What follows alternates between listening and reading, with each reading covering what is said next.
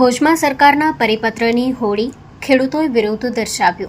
ગુજરાત કિસાન સંઘર્ષ સમિતિ અને ગુજરાત કિસાન કોંગ્રેસની આગેવાની હેઠળ આજે એકઠા થઈ કચ્છ જિલ્લા કલેક્ટરને આવેદનપત્ર પાઠવવામાં આવ્યું હતું, જેમાં ખેડૂતોએ જણાવ્યું હતું કે ગુજરાતમાં કિસાન સંઘર્ષ સમિતિ અને કિસાન કોંગ્રેસના માધ્યમથી આ પરિપત્રનો વિરોધ થઈ રહ્યો છે। ત્યારે રાજ્ય સરકારે તારીખ 4/7/2026ના રોજ જે પરિપત્રના નામે ખેડૂતોના ખભે બંદૂક રાખી ફોડવાનો પ્રયત્ન કર્યો છે, તેનો ખેડૂતોએ સખત શબ્દોમાં વિરોધ કર્યો છે।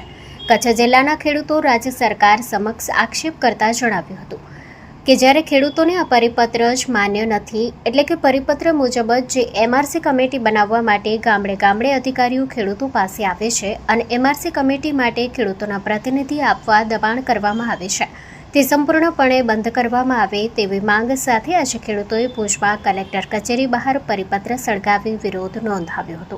અમારી માંગ અત્યારે ખેડૂતોની બધાની એક જ છે કે અત્યારે જે એમઆરસી કમિટીની સરકારે જે રચના કરી છે, એ એમઆરસી કમિટીમાં અમારો તો કોઈ મૂલ્યાંકન છે જ નહીં। એમાં ખેડૂત પ્રતિનિધિ તરીકે ગમે એક જણો જાય, પણ આમાં થશે એવું કે જે બહુમતી જે હશે એમના ભાવ મંજૂર કરવામાં આવશે, તો બહુમતીમાં ખેડૂતનો પ્રતિનિધિ એક જશે, બાકી એક કંપનીનો જશે ને એક સરકારનો જશે। તો અમને એનાથી વિરોધ છે અને અમને એમઆરસી કમિટી નવો જે 4/7/2026નો જે પરિપત્ર હતો સરકારનો કે 200 ગણા વળતર, એ 200 ગણા વળતર અમને માન્ય જ નથી।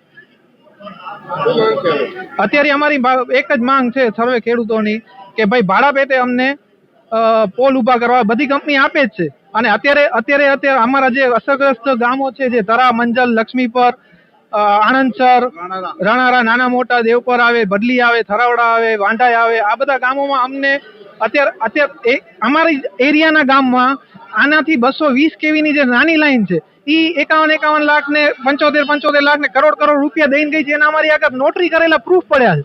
તો આ કંપની અત્યારે કેમ સાવ 5 લાખ રૂપિયા આપવા તૈયાર થાય?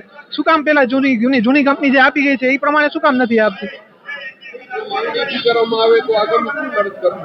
બસ અત્યારે અમારી જો વિપક્ષે અમારી અત્યારે સાંભળી છે, વિપક્ષ વાળા બધા અમને અત્યારે સપોર્ટ કરે છે, ખેડૂતની વેદના સમજે છે। જો શાસક પક્ષ સમજશે તો અમે એના ભેગા આવશું, કોઈ શાસક પક્ષમાંથી કોઈ અવાજ ઉપાડવા તૈયાર થતું જ નથી। મારું નામ રવિરાજસિંહ જાડેજા અને ગામ મંજલ।